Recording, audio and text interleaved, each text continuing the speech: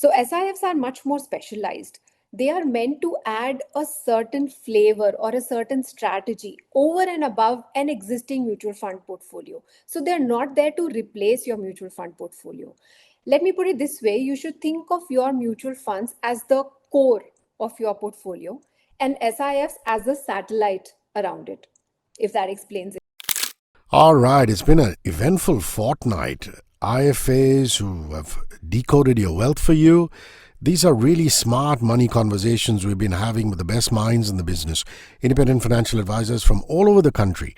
And the idea is to celebrate these minds because, hey, come on, we know you work hard to earn your money, but these people, their job is to put your money on duty. Another episode of Money on Duty with me, Rishi K. is powered by SBI Mutual Fund, a partner for life. And I'm pleased to welcome our IFA of the day, who is Ajaita Lut from Invest Eve. Just to give you a brief introduction, she's a certified wealth manager and a licensed mutual fund and specialized investment fund distributor, passionate about empowering individuals and families to take charge of their money.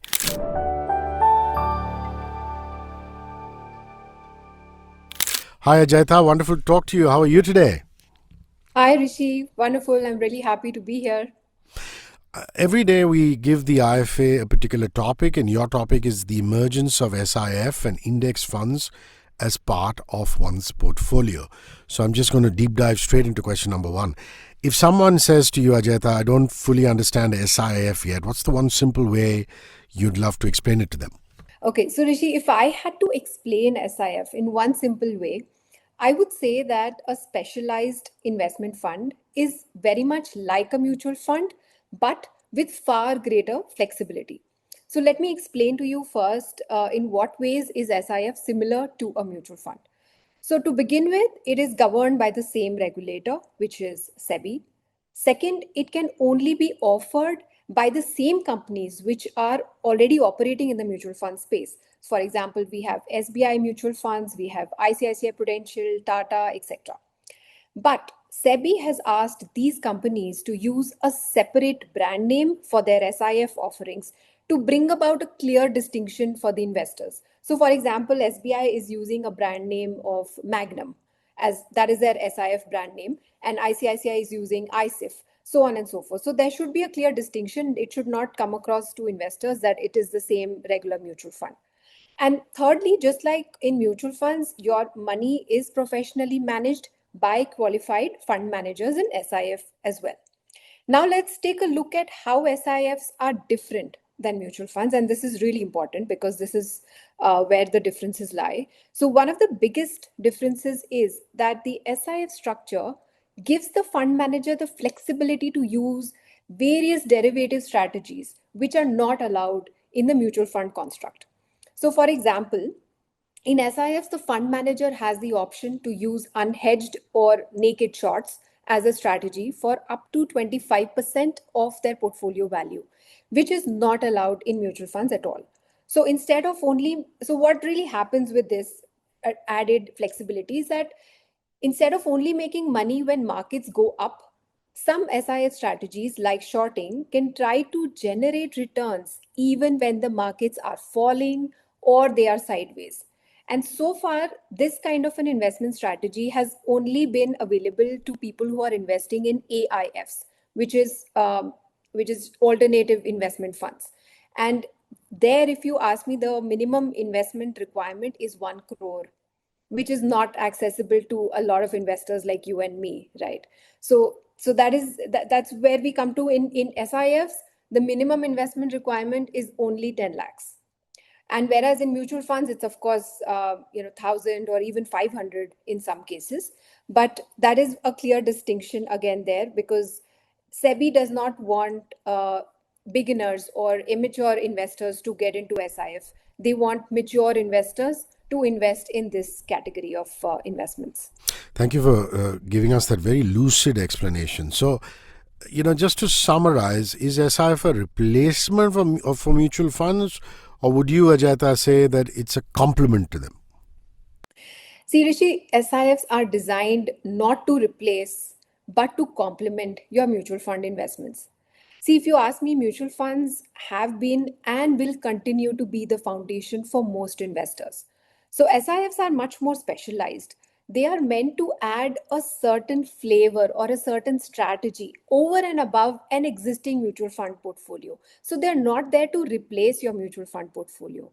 Let me put it this way: you should think of your mutual funds as the core of your portfolio and SIFs as the satellite around it, if that explains it any better. Now, what's the biggest misconception, Ajayita, people have about specialized investment funds today? I feel the biggest misconception about SIFs is that it's a high risk investment. This perception probably exists because SIFs are allowed to use derivatives in their investing strategy. And the moment people hear the word derivatives, they assume it's very risky. So derivatives, typically, as I understand them, they're neither good or bad. It depends entirely on how they are utilized and how the fund manager deploys them.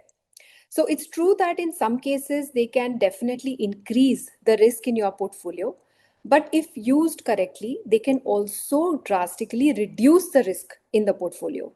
So in the case of SIFs, in fact, if you see the ones that have been launched so far, the fund managers have been using derivatives to better manage their drawdowns in the fund during falling market conditions.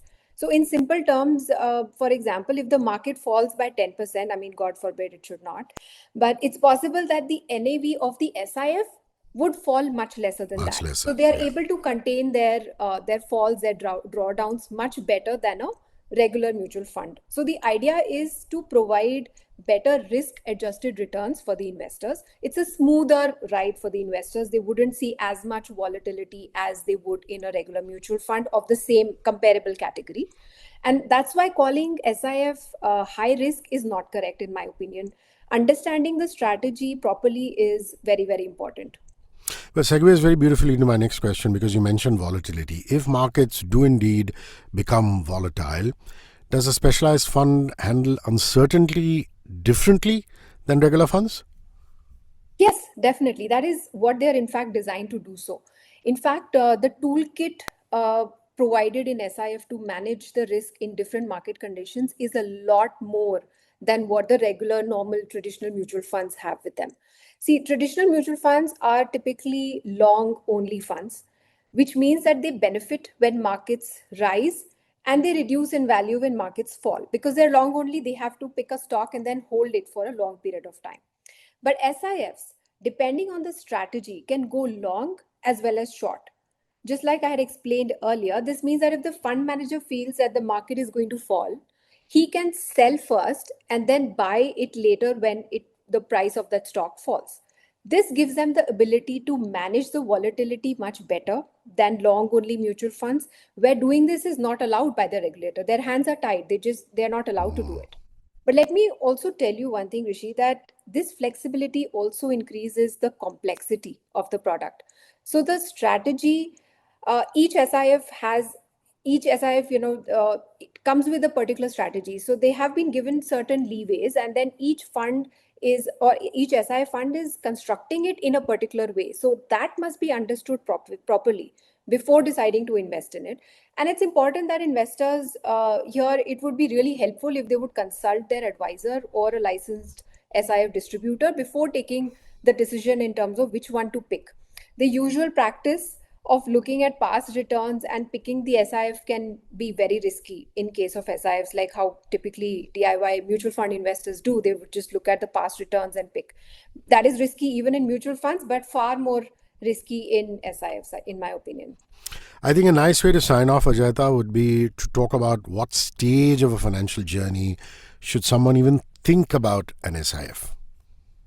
So let's understand this very clearly, Rishi, that SIFs are not for absolute beginners. So if you're someone who has only been investing in, say, traditional instruments like fixed deposits or post office schemes, I suggest you start with mutual funds first. Build a solid foundation using mutual funds of different kinds. So even mutual funds are of different kinds, right? There are equity mutual funds, there are debt, hybrid schemes, etc. So depending on what your financial goal planning suggests, you pick the right schemes out of the different asset class mutual funds. Once that is in place, and you start getting some kind of a basic understanding of how the capital markets work, then you can consider allocating a part of your portfolio towards SIFs. In short, I would say they are suitable for SIFs are suitable for informed investors who understand the trade-off between risk and return in the context of the capital markets. So it is not for absolute beginners, definitely.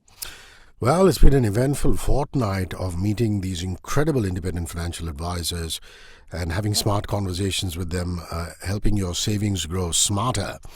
And yes, mutual fund investments are subject to market risks, so read all scheme-related documents carefully. Money on Duty with me, Rishi K, has been powered by SBI Mutual Fund, a partner for life. And it is wonderful to have people like Ajayta coming in day after day. Thanks very much for your time. I really appreciate it, and all the best to you, Ajayta. Thank you, Rishi. Thanks a lot. You want to find Ajayta Lut? Look for her on LinkedIn. She's from InvestEve, InvestEve. You want to reach out to me? I'm at HRISHIKAY across social media, X, Instagram, Facebook, LinkedIn, and Threads. And see you very soon. One world, your station.